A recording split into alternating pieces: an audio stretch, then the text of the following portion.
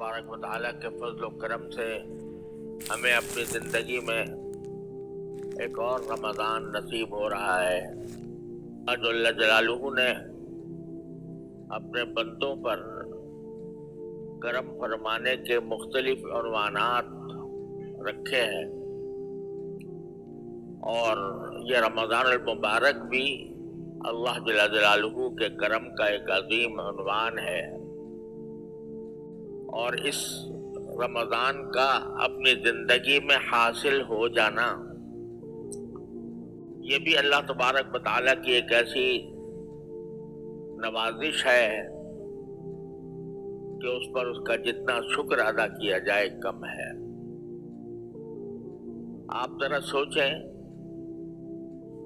कि पिछले साल रमज़ान में या उससे पहले साल रमज़ान में कितने हमारे आइज़ा अक़रबा दोस्त अहबाब मिलने जुलने वाले रमज़ान मुबारक की इन इबादतों में हमारे साथ शरीक थे। नमाजों में, रोज़ों में और दूसरे इबादत में हमारे साथ शरीक थे, लेकिन आज वो दुनिया में मौजूद नहीं रहे और रमज़ान मुबारक की साअतों से फैज़याब होने का मौका उनके लिए ख़त्म हो गया। लिहाजा जब रमज़ान मुबारक हम पर साया फिगन हो तो सबसे पहली चीज और सबसे पहला काम जो हम पर वाजिब होता है वो अल्लाह जल्ल जलालुहू का शुक्र है। या अल्लाह, आपका फजल व करम है, आपका शुक्र है कि आपने ये मुबारक महीना हमें अपनी जिंदगी में अता फरमा दिया और इस बात का मौका फराहम फरमाया कि इस महीने के अंदर हम अपने गुनाहों की बख्शिश का सामान कर लें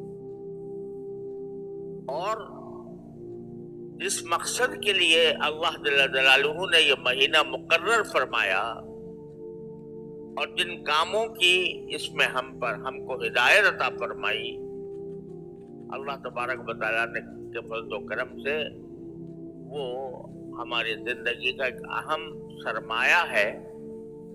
अल्लाह ताला उससे हमें सही फायदा उठाने की तौफीक अता फरमाए। असल में देखा जाए तो सुबह से लेकर शाम तक के जितने औकात होते हैं वो सारे साल में हर रोज एक जैसे हैं। सूरज निकलता है, बढ़ता है, धूप हो जाती है, शाम होती है, सूरज गुरूब हो जाता है, रात आ जाती है। ये सिलसिला 12 महीने जारी रहता है और दिन के एतबार से अगर देखा जाए तो रमजान का दिन और शाबान का दिन अपनी ज़ाहिरी हालत के एतबार से यकसा है। वही सूरज निकल रहा है, वही गुरूब हो रहा है, वही धूप आ रही है, वही रात आ रही है।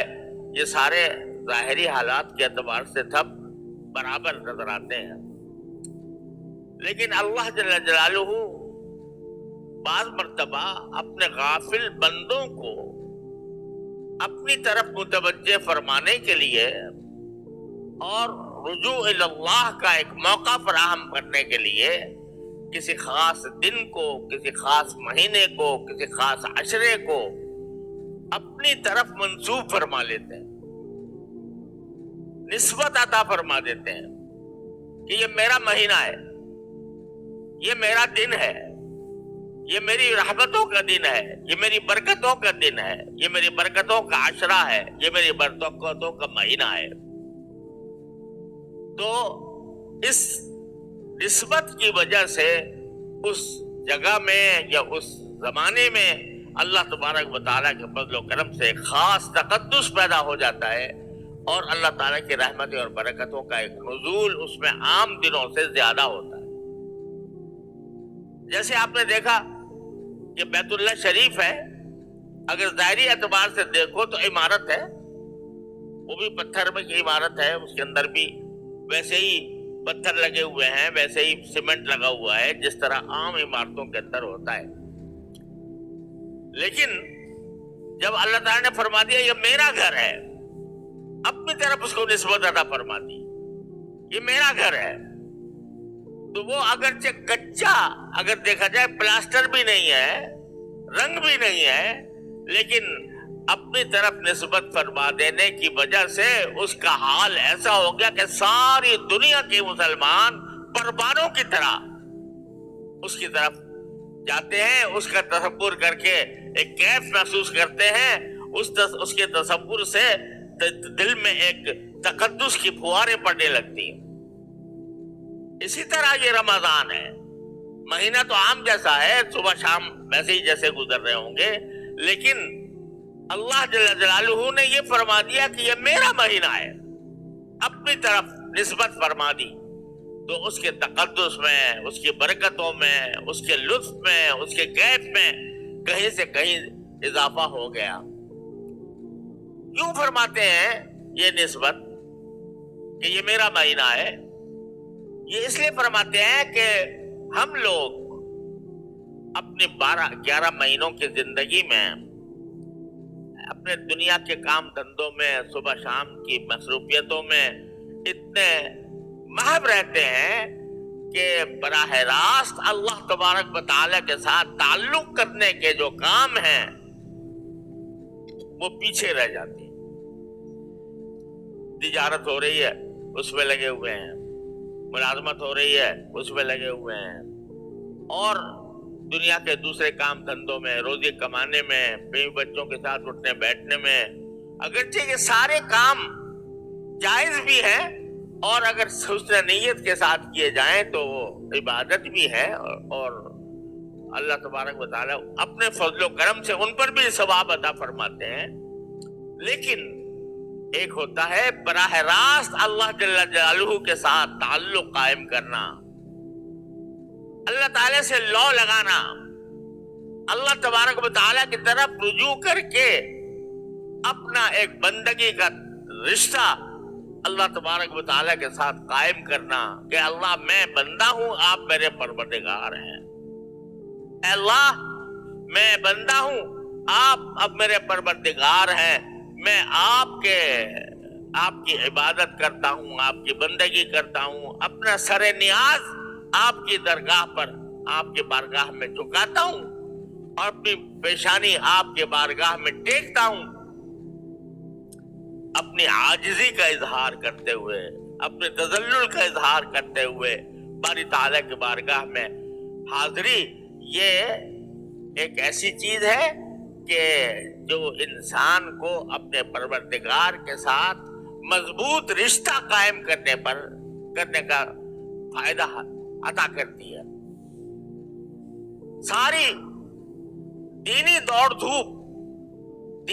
دھوپ میں کہہ رہا ہوں، دینی دوڑ دھوپ یعنی جتنی بھی عبادتیں ہیں، علم حاصل کرنا ہے، بعض کی مجلس میں جانا ہے، علم معلومات دین کی فراہم کرنا ہے اور دین کے احکام سمجھنا ہے، یہ ساری دینی دوڑ دھوپ، اس کا جو اصل مقصد ہے وہ کیا ہے کہ بندے کا اپنے اللہ کے ساتھ رشتہ قوی ہو جائے.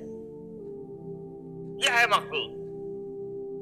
قوی ہونے کے کیا معنی ہے کہ میں اپنے پروردگار کو ہر وقت اپنے پروردگار سے جڑا رہوں. جب مجھے کوئی حاجت درپیش ہو میں اپنے پروردگار سے مانگوں، یا اللہ میری حاجت درپیش ہے، اپنے فضل و کرم سے میری حاجت پوری فرما دیجیے.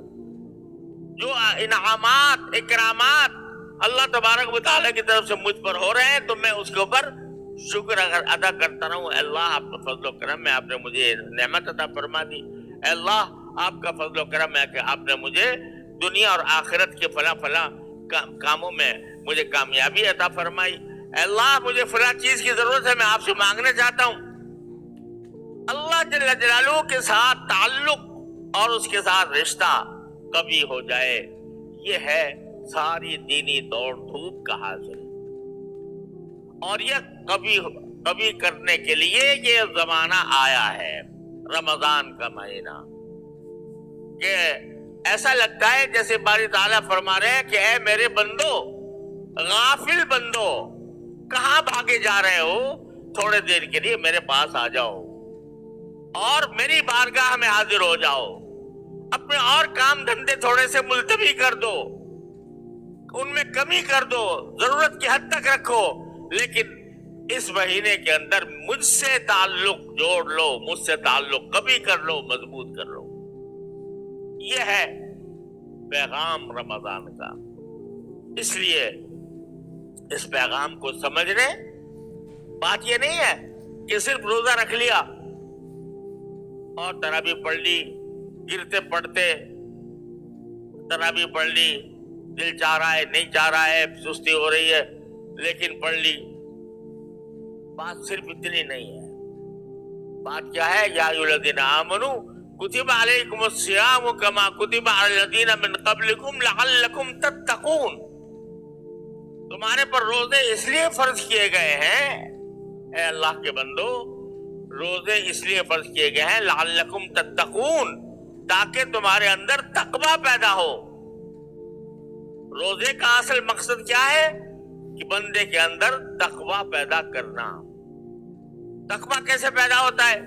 कि आदमी रोजे में ये सोचे, ये सब सोचने की बातें हैं, अपने दिलों में बिठाने की बातें हैं कि जब रमजान में रोजा रखे हुए हैं, अल्हम्दुलिल्लाह, अल्लाह ताला का फजल करम है, बड़ी नेमत है कि रोजे की अल्लाह ने तौफीक अता फरमाई। मगर ये सोचे कि मैं क्यों खाने नहीं खा रहा, क्यों पानी नहीं पी रहा, भूख लगी हुई है मगर नहीं खाऊंगा, प्यास लगी हुई है और घर में ठंडा पानी मौजूद है, कोई देखने वाला भी नहीं है, लेकिन इस प्यास को मैं ठंडे पानी से नहीं बुझाऊंगा। क्यों नहीं बुझाऊंगा? इसलिए नहीं बुझाऊंगा कि मेरे रब ने, मेरे परवरदिगार ने मुझे मना किया है, तुम अतिम्मु सियाम इलल लैल, ये फरमाया कि रात आने तक, यानी शाम मगरिब तक तुम खाने पीने से बाज रहो, नहीं खाओ, नहीं पियो। अब देखो जितने रोजेदार बैठे हैं अल्लाह ताला के फजलो करम से, रोजेदार बैठे हैं, क्यों नहीं खा रहे, क्यों नहीं पी रहे? इसलिए कि उनके परवरदिगार ने मना कर दिया है, मत खाना, मत पीना। तो भूख लगी हुई हो, प्यास की शिद्दत से हलक में कांटे पड़ रहे हो, लेकिन कोई मुझे अगर सही माना में मुसलमान आदमी है, उसको कहे 1 लाख रुपए ले ले और रोजा तोड़ दे, तोड़ेगा?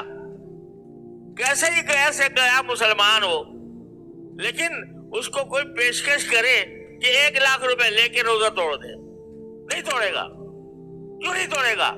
इसलिए कि कहता है मैं अल्लाह का बंदा हूं, अल्लाह ने मुझे अपने फजल करम से ये नेमत अता फरमाई है कि मुझे भूखा प्यासा रख रहे हैं। इसलिए रख रहे हैं ताकि वहां जाकर जो मुझे पिलाएंगे, वहां जाकर जो खिलाएंगे, उस आखिरत के अंदर पहुंचने के बाद वो इसके आगे ये दुनिया का खाना, दुनिया का पानी हेज दर हेज है। इस वास्ते मैं नहीं तोड़ूंगा। ये क्या है जो तुम्हें तोड़ने से बाज रख रहा है? ये तकवा है, ये तकवा है कि मेरे अल्लाह तबारक व तआला ने मुझे रोक दिया, मैं नहीं रुकूंगा, मैं रोजा तोड़ने वाला नहीं हूं।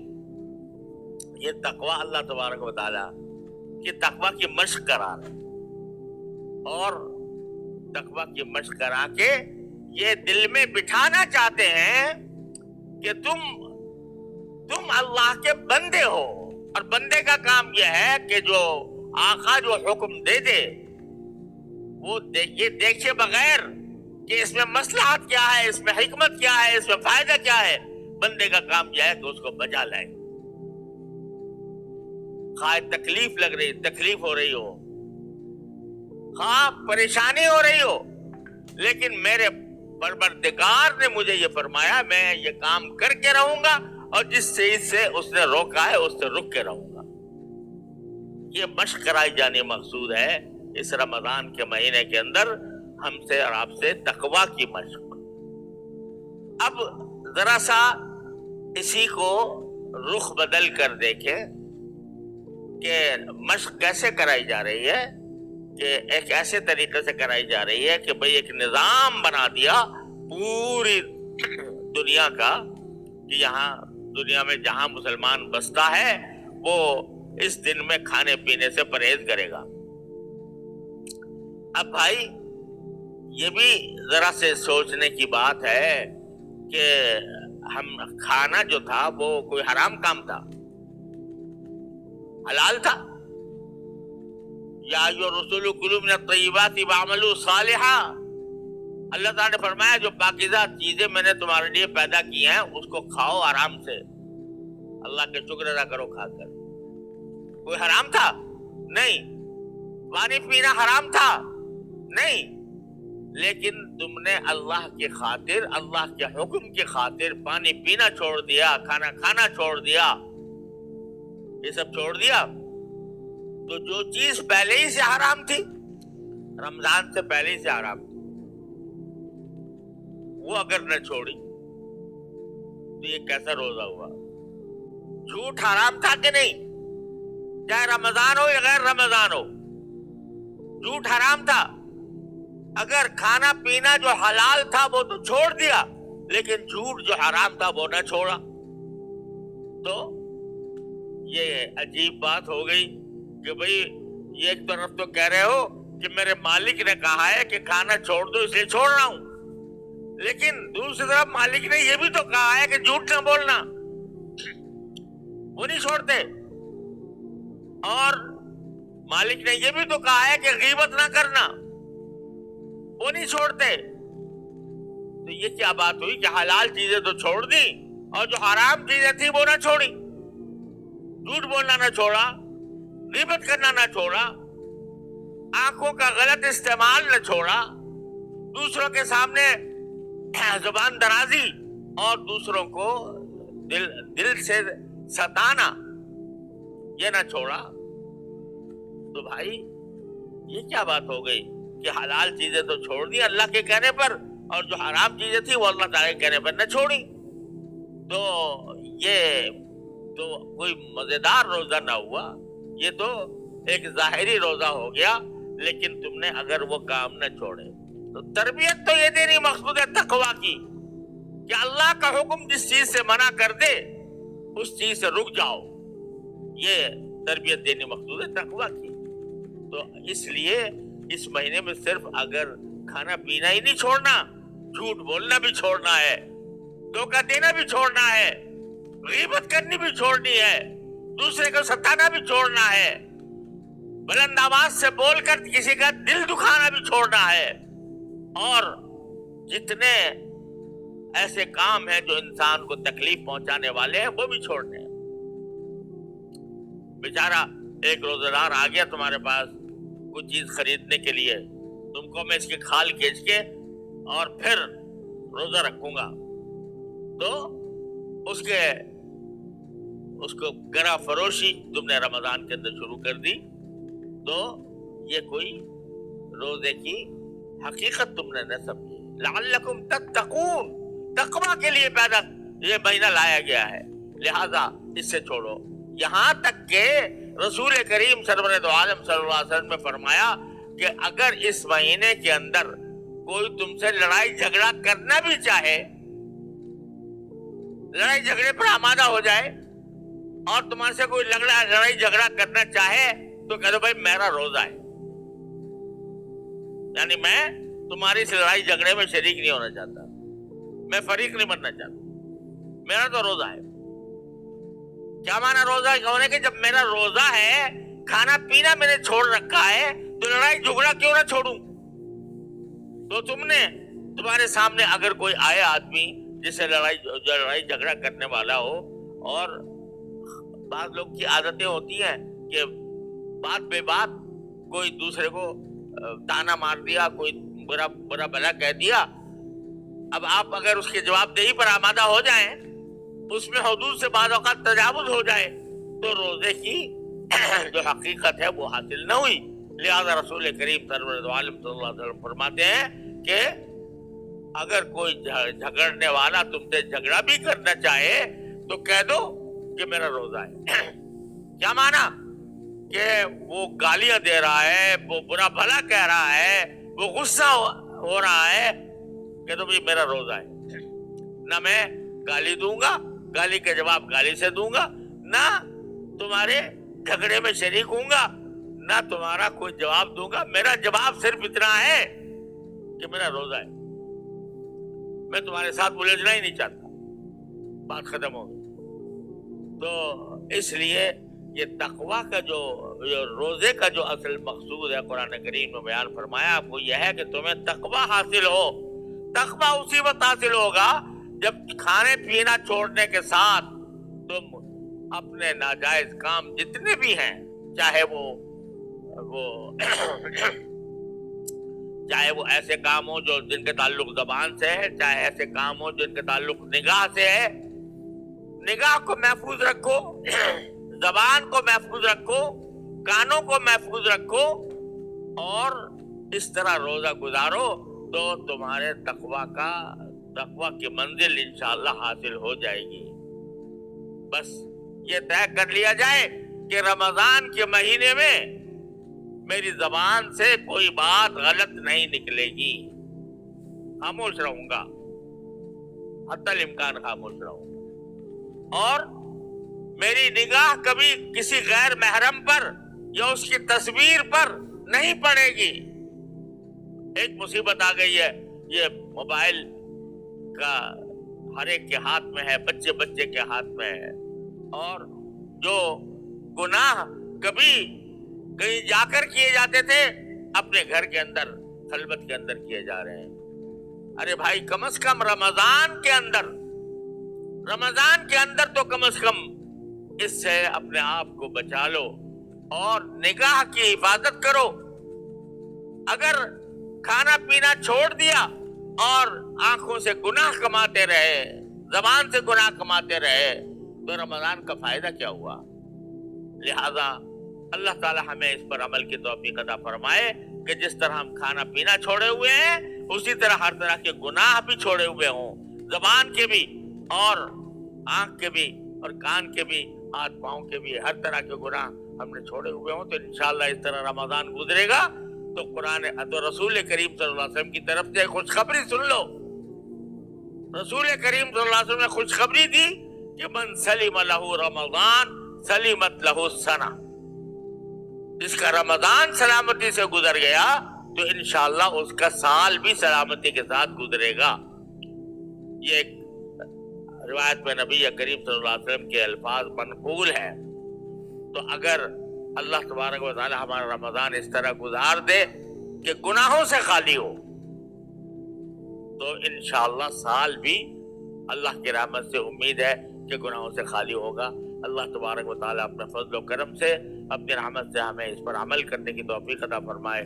وآخر دعوانا الحمدللہ رب العالمین.